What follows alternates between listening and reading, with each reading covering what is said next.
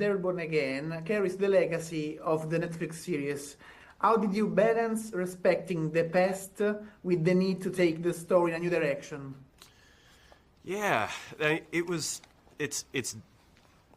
a juggling act, of course, but we felt like because we are actual fans of the original show, and so is Dario and Sana and all of our collaborators, we're such big fans, that we knew that if we were satisfied, then we think that everyone else will be, and they'll feel the respect for the original show.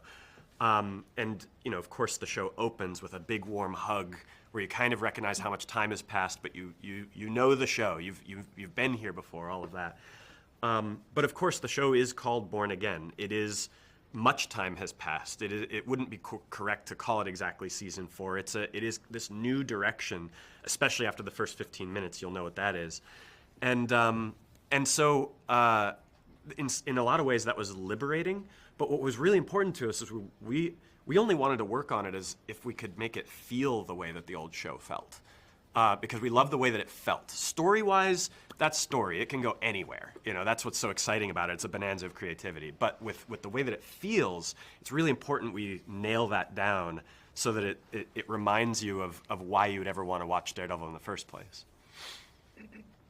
Okay, the title, the title Born Again recalls one of Daredevil's most beloved comic book storylines. How much did you draw from the dark, and how much did you diverge from it?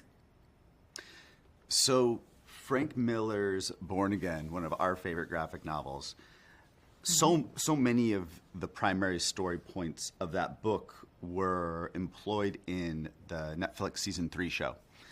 But what we did take from this book heavily was, it's funny to say, the lighting of certain frames.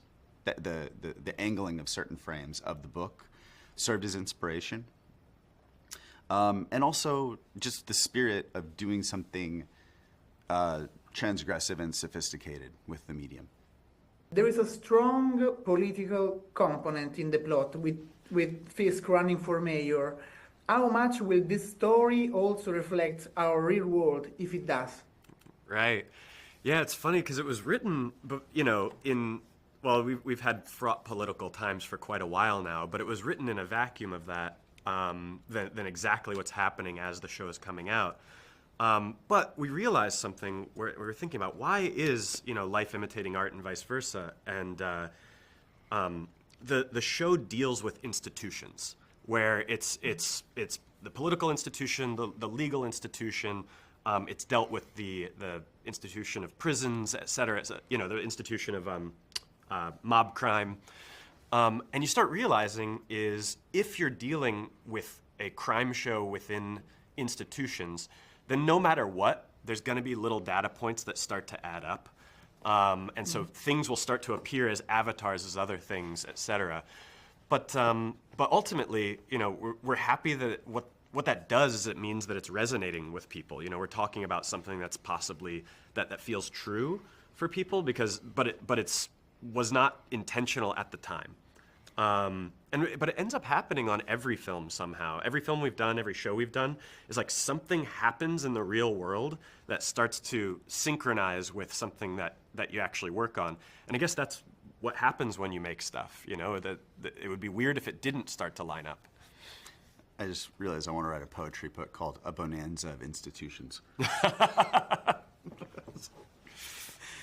Okay, for me, that's all. Thank you Thank so you. much. Thank you so much, man. Thank you. And have a nice day. Thank you. Bye.